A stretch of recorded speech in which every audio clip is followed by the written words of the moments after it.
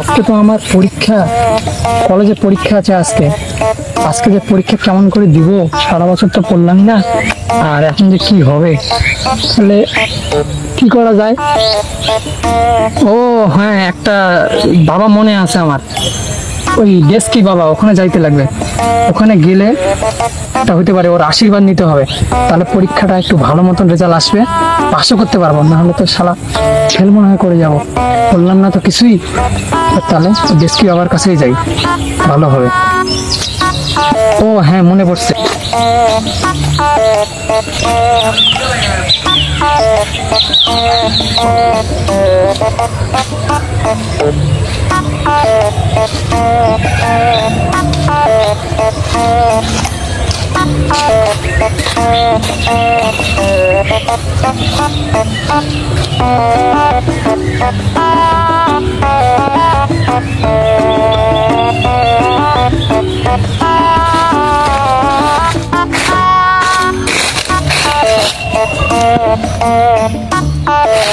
কোথায় যে বসে বাবা, কোথায় যে বসে? এদিকে তো আমি দেখছিলাম, আগে আসছিলাম তো এক জায়গায়, ঠিক মনে পড়ছে না, এত জঙ্গল হয়ে গেছে।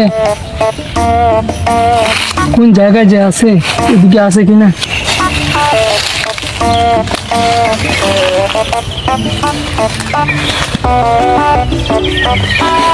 এই জঙ্গলের মধ্যে দিতে পারছিস না তো, খুঁজালাম, কোথায় গেল? হ্যাঁ, এই তো বাবাকে পেয়েছি। তো বাবা ওখানে বসে আছেন, তো বাবার কাছে যাইতে হবে, বাবার কাছে যাই।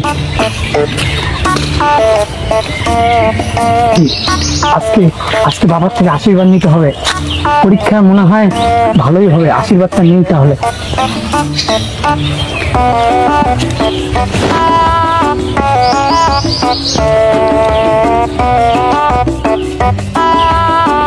ও বাবা, বাবা, ও বাবা, বাবা।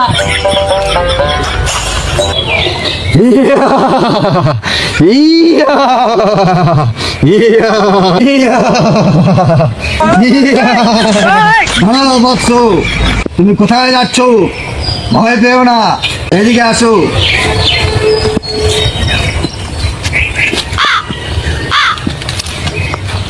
নিশ্চয়ই তুমি কোনো মুসিবতে পড়ে আমার কাছে এসেছো। বলো, তোমার মনের কামনা কি? হ্যাঁ হ্যাঁ, বলছি বাবা, আমার খুব সর্বনাশ হয়েছে বাবা। আমার পরীক্ষা আছে, আমার কলেজে পরীক্ষা, তুমি পারবো না কিছু লিখতে, আমাকে আশীর্বাদ করো বাবা। আমাকে এমন আশীর্বাদ করো যাতে আমি পরীক্ষায় স্টার পেয়ে যাই, সবার থেকে বেশি ভাই, ওই হালার ব্যাটার থেকে যাতে বেশি নাম্বার পাই।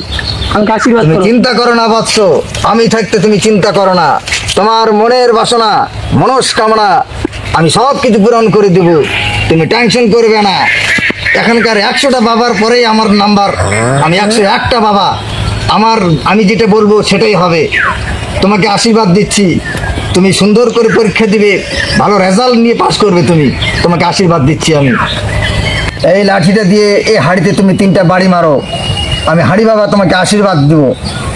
3টা বাড়ি মারো।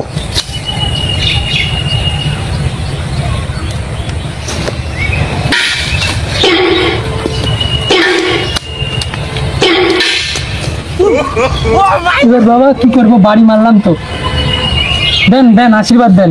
আচ্ছা ঠিক আছে বৎস, এখানে আসো, এইখানে কাল্লাটা ঢোকাও, তোমার সব মনের আশা আমি পূরণ করে দেবো।